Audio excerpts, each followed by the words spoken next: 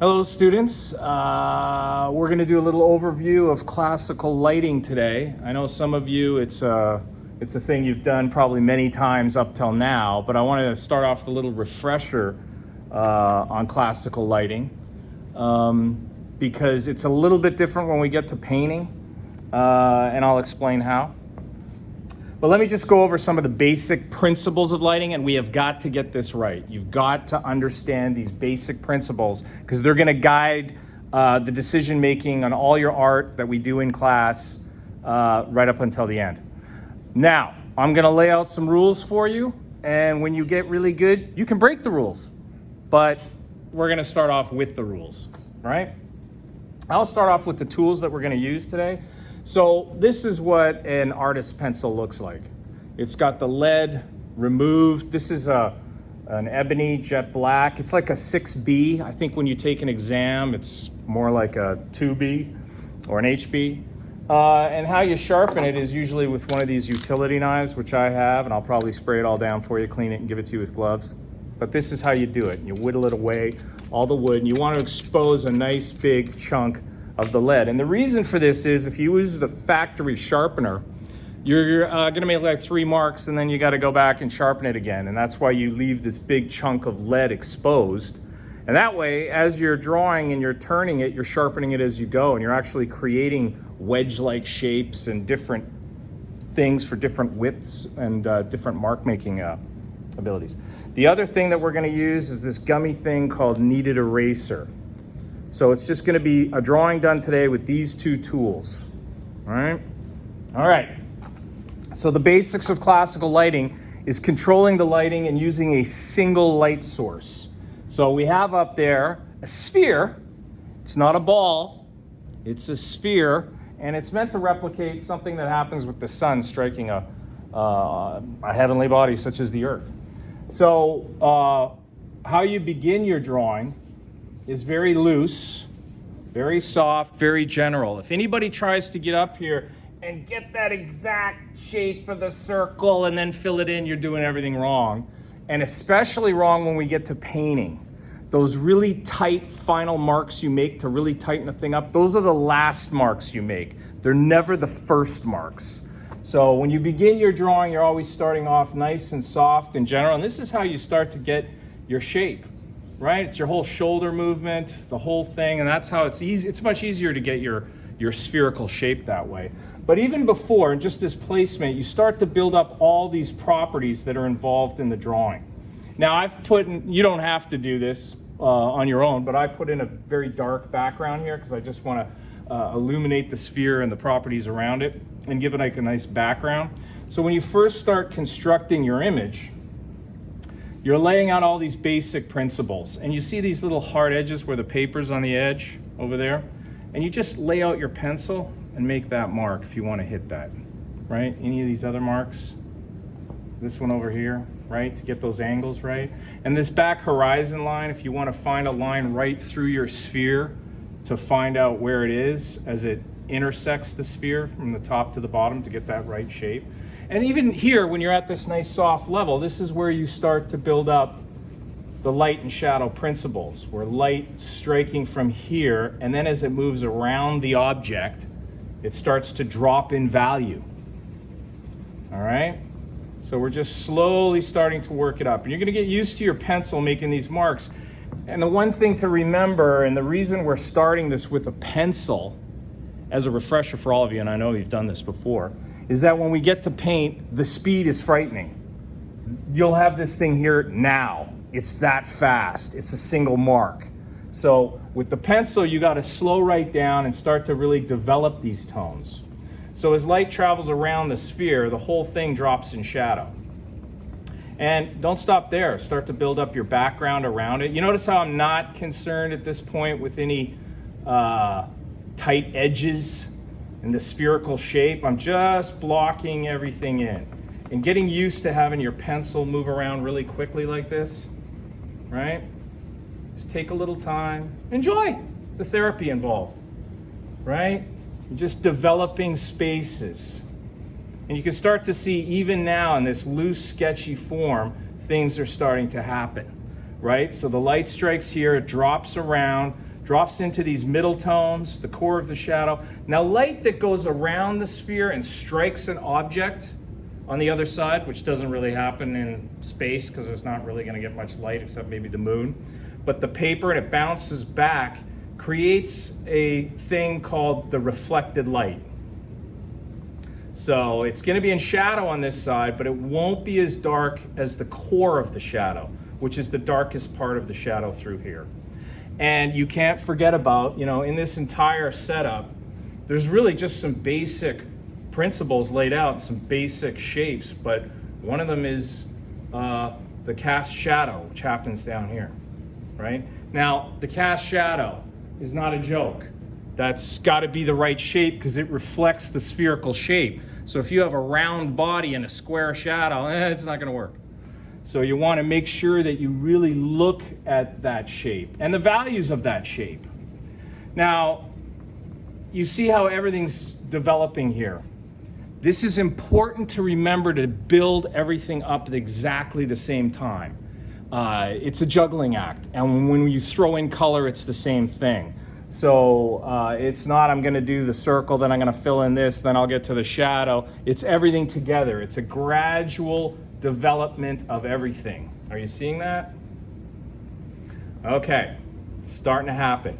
And, as you strengthen and reassert your confidence in these shapes, and you feel you're getting yourself close to these things, you see how I'm not worried about erasing or getting back into anything too quick? You're gradually getting more confident. I like to use this metaphor, and you've heard me say it before. Drawing is exactly like dating. It is identical, the identical process, right? You start off very general. Lunch, because lunch ends and you can leave. It's not working out. But as you gradually get to know the person, things start to become more solid, right? And if you put in these dark marks like this too soon, that's marriage. You're committed now to this person, and that's a disaster, right? You're just going to have to deal with those red flags later. So it's a gradual getting to know the shape as it develops. See how I'm starting to get into these darks around this edge? All right, now let me talk a little bit about a couple of the rules. Now, as the light strikes the sphere, it drops on this side into the core of the shadow. And as I said, there's a reflected light that bounces back from any sort of surface back here. It hits this and it bounces back. Now, this is an absolute rule you have got to wrap your head around. The light on the shadow side can never, ever compete with the light on the light side. It's called the dominion of light. The brightest strike of light will be here, and then it lessens and departs and reduces in value the further it goes, including hitting something and bouncing back. And watch what happens. You can start to see now the sphere is starting to take on a solid form. It's starting to have weight because it has a believable shadow base. But watch what happens if I make the light down here too bright and it competes with up there. You'll lose that sense of illumination, that sense of weight. So it just has to be taken down and make sure that it doesn't compete with all the light that's striking up here, right? And the other reason why you want to get everything going at the same time, and this will be especially important when it's painting, is you have to compare values. So this is a white sphere, and you want to be able to make sure that this core shadow is the proper value, the proper level of darkness. And you can compare it against the background. Look at the background. So if you start to go really dark back there, what is this value compared to that value? So that's why everything's got to come up together. It's a gradual building and a comparison between things. If you leave something out, and this is what normally happens on the sphere, like the background, and a bad background is a deadly thing, but if you don't deal with the background, 9 times out of 10, every time I've seen it, this sphere starts to look like a bowling ball. Because the more you look at it, the more shadows you see, and it just starts to get darker and darker and darker. And to maintain that value, you have to be comparing it against everything else. Does that make sense? All right, so we're building up our thing. You notice how we have not kicked out an eraser, the needed eraser at all? I'll just speed up a little bit because I'm just kind of whipping through here. Obviously, I'm expecting you, when we get to this, to spend a little more time and be a little bit more careful with it. But now I'm going to pull out the kneaded eraser, assuming that I'm a little bit further ahead. And this is where, if you want to shape your sphere, you can, because here's the theory. As light strikes this object, it comes around this way, but it also goes that way too, on the other side. And that's why these edges might end up being just a little bit softer, not quite as hard. This is the theory. Sometimes when you're looking at an object, it looks like there's just a hard cut right there. But consider the sun setting on the earth, and you look off in the horizon and you see the values change, the atmospheric perspective, there's a turning over. The painter is obliged to study that. And that's the theory. So you may not see it right there, but that's part of our whole exercise. So you can use your eraser to shape it. This tool is really the end. This is the last thing you use. And it's not a thing that removes a mistake. It's a thing that makes your drawing move forward. I don't know if any of you play chess, but in chess there's a tenet that even when you are, what's the term? Retreating, you are attacking. So that's what this tool is for. It's not, oh man, I did something bad. It'll start to help you shape your drawing, and you can use it to lift out some of these areas, correct your spherical shape, maybe find the edge of your paper and start to move it forward. What do you think about all that? So as a review, and the highest highlight up here, as we start to gradually study all the values coming over, the highlight will be here. That's the highest pitch of light on your paper. It gradually moves into middle tones, down into the core of the shadow, the reflected light, the cast shadow, and maybe if there's any place where there's an actual dark point, it might be the point of contact of the sphere actually touching the paper on the bottom.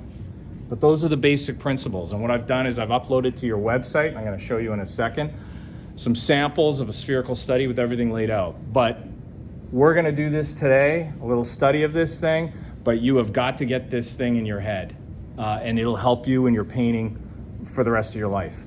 I will say this, as we start to set up still lives and we have to position ourselves around things, you're not always going to be in the ideal situation. So if you're looking at our sphere, we have a nice balance of light and shadow. You need shadows to draw and paint stuff. If you're on the side over there, let's just say the classroom was round, and you're on the side with the light striking the object, you almost have nothing to draw. It's just like looking directly into the sun. It's brutal. So if you have to choose, should I be on the light side or the dark side? You want to be on the side where you can see shadows. Shadows are what we're after. And shadows, when it gets to painting, are where the richest color is. And remember that. So we have to get this stuff down. There is a section later on in the semester where we're going to explore some types of painting that throw all these out the window. And I think you'll really enjoy it. But for now, we really have to know the rules before we break the rules. If you're just slamming things around and breaking rules out of total ignorance and you just don't know what's going on, that just makes you a hack. So learn what you're dealing with, understand it, and then bend it, and you'll be very strong. Okay? What do you say about that? Let's leave that here for now.